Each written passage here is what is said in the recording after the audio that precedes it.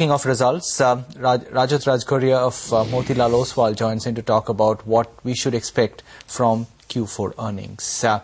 Rajat, morning. Thanks for joining in. First, let me ask you about this whole AS11 business. There has been some expectation that because of AS11 deferment, many companies might report slightly inflated Q4 numbers. Have you done any work on that, on which companies might actually show better than expected earnings on account of that? Actually, when we compiled our document, we had already compiled when this AS11 norm changes were announced. So our documents have not taken into account the revised norms for AS11. But I think more in the mid caps, you will see the companies reporting much better reported profits, because in the large caps, the impact is anyways not so big.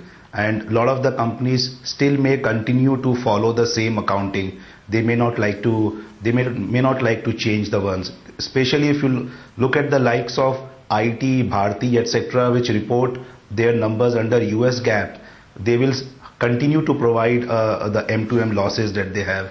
But I think the mid caps will be the one which will get a lot of breather, and if they were to reverse some of the losses that they have provided in the first 9 months, then the fourth quarter reported profit will look quite big. But I think when they will report numbers, and when investors and analysts will look at the numbers, they will adjust those numbers to compute the impact of the FCCB losses on their reported profits. Right. Before you talk about the year-on-year picture, Rajat, could you also tell us how significant an improvement you are expecting, if at all, quarter-on-quarter between Q3 and Q4? Because that is the hope, that coming out of the October-December quarter, which was quite terrible, many companies might actually show much better quarter-on-quarter results this time. Actually, that's exactly the point that we have focused in this report, that nowadays, especially for this quarter, year-over-year has become slightly less relevant, except for the sectors where fourth quarter is always a big quarter. But now, this quarter, markets have actually looked more at the sequential growth rates. That's why if you look at autos, where year-over-year they will still decline by 40% in earnings, quarter-over-quarter they are up 90%. And autos has been the best performing sector this quarter.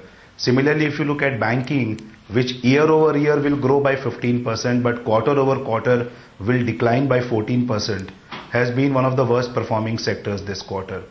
At the aggregate level, Udyan, we are looking at roughly around 19% decline in earnings year-over-year, but we are looking at a lot lesser decline quarter-over-quarter. Rajat, hi, morning. So just to scratch that point further, you have indicated that you see a 1.5% slip in sales year-on-year.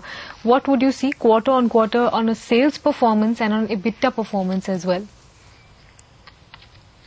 On a sales performance, I think quarter-over-quarter would be very low single-digit decline. Okay, and even if you look at on an EBITDA basis, excluding the impact of metals and real estate, and we can talk separately, but excluding the impact of these two sectors, we are actually looking at a sequential growth at the EBITDA and the PAT level. I think what happened, 20% of our universe profits used to come from metals and real estate. And that 20% this quarter has become just 3%. So, the remaining 80% of the profits are still growing YOY and QOQ, but that 20% is just dragging down the entire aggregate numbers. In fact, Rajat, you don't have any recommendation from the frontline metal space.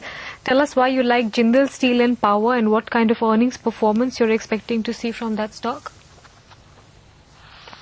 Jindal Steel and Power has been one of the best stocks over the last 6-7 years, not just in terms of the stock performance, but also in terms of the way they have delivered on their projects and the way they have grown their earnings.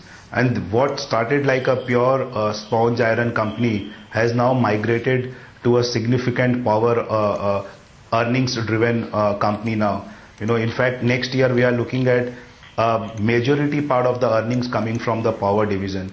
In fact, this is one of the company which has grown its profits multiple times over the last 6-7 years without resorting to any kind of capital dilution. And I think given the kind of cash flows that they will have over the next 2-3 years from their operations, they are going to reinvest back into the similar businesses. And this is a company which has managed its entire cash flow and profits much better than either the metal companies in the pack or the utilities companies in the same peer group.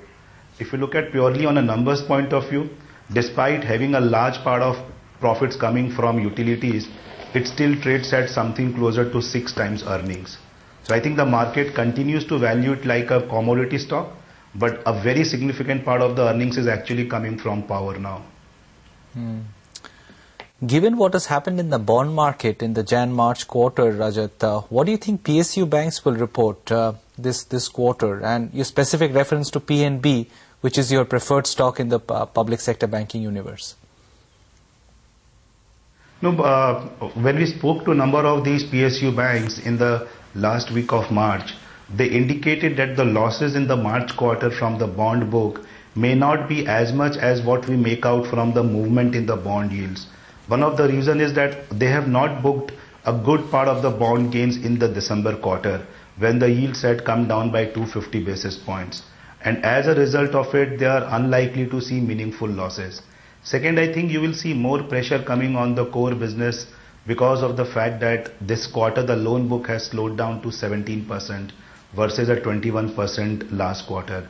But I must mention that this quarter there are going to be multiple moving parts for each of these banks, whether it be SBI or a PNB, because you have the whole impact of the CRR cut, whole impact of bulk deposit rate cut, whole impact of PLR cut, and on top of it, the provisioning for the NPLs will just keep on rising from this quarter onwards.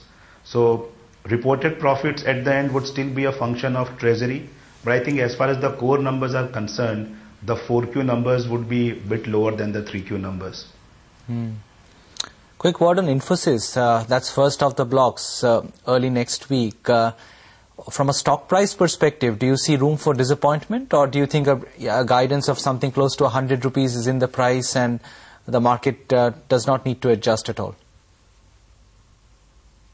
I think 100 rupees kind of an EPS would be slightly disappointing from my point of view. We are looking at next year EPS of 105, and whenever Infosys report, they benchmark their guidance based on the latest rupee number, which is closer to 50. So that itself should provide them a good boost from the next year numbers point of view.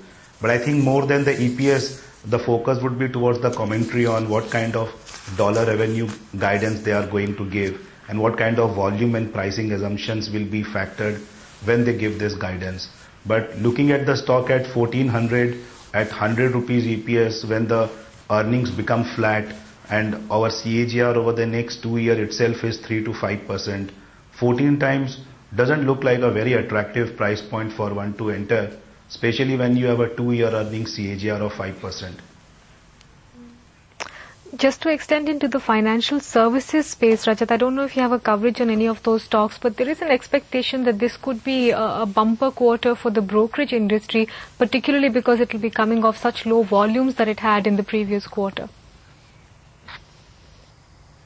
Actually, if we don't have a coverage on any of the stock except Kotak Mahindra Bank.